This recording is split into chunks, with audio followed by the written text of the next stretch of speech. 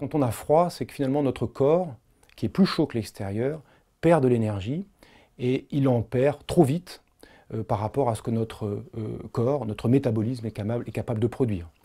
Alors pour comparer finalement ce qui se passe entre un petit humain, un enfant mettons, et un grand humain, un adulte mettons de grande taille, eh bien on va imaginer d'abord qu'ils sont nus, ça sera plus simple, il n'y aura pas d'obstacle autre que leur peau et leur tissu organique qui font obstacle au transfert de chaleur qu'il y a entre le corps humain, qui est plus chaud que l'extérieur en général, et l'extérieur. Alors cette chaleur elle est transmise par la surface du corps, elle part par la surface de notre peau, et puis ce transfert de chaleur peut être éventuellement activé par le vent ou par l'humidité.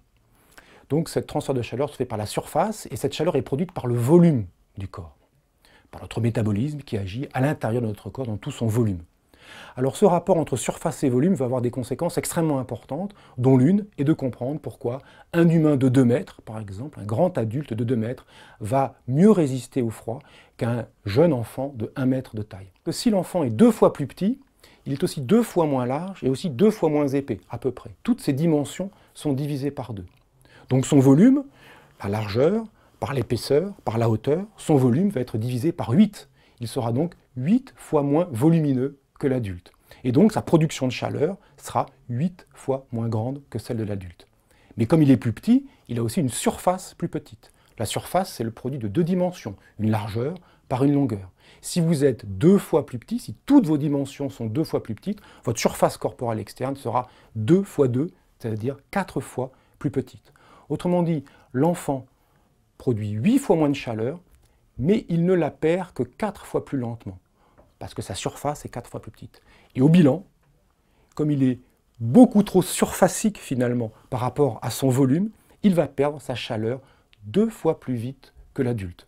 Ça, on le constate extrêmement aisément, notamment sur les nourrissons. Les nourrissons, quand on leur fait prendre un bain, on prend toujours un bain à 37 degrés, la température corporelle interne. Si la température de l'eau était plus chaude ou plus froide, le nourrisson, qui a une très grande surface pour un tout petit volume, le nourrisson encaisserait la chaleur du bain s'il est plus chaud, ou perdrait sa chaleur dans l'eau du bain si l'eau du bain était plus froide, beaucoup plus rapidement que ne le ferait un adulte, et se retrouverait finalement réchauffé ou refroidi beaucoup plus vite. C'est aussi pour ça que les nourrissons sont très couverts quand il fait froid dehors, et nus ou quasiment quand il fait chaud extérieurement, notamment en été. Donc les petits corps perdent leur chaleur beaucoup plus vite que les grands corps. C'est une application pratique extrêmement intéressante en planétologie. Quand on regarde la Lune, qui est un petit corps par rapport à la Terre, la Lune s'est refroidie après sa formation. Elle était comme la Terre, sa surface était pour partie liquide. Elle s'est refroidie, et elle s'est refroidie plus vite que la Terre, parce qu'elle est plus petite, et la Lune est solide jusqu'au centre, tandis que la Terre est encore chaude jusqu'à son cœur. La température au cœur de la Terre d'à peu près 6000 degrés. Les plus petits corps que la Lune, les astéroïdes par exemple, ou certains petits satellites des planètes géantes du système solaire, se sont refroidis encore plus vite. Donc on voit que ce rapport entre surface et volume est tout à fait important pour les humains, pour les planètes, mais aussi pour vos maisons. Si vous voulez économiser de l'énergie dans vos maisons, il faut des maisons compactes, idéalement sphériques, hémisphériques, comme le sont les igloos par exemple, ou cubiques sur plusieurs étages, le pire étant les maisons de plain-pied.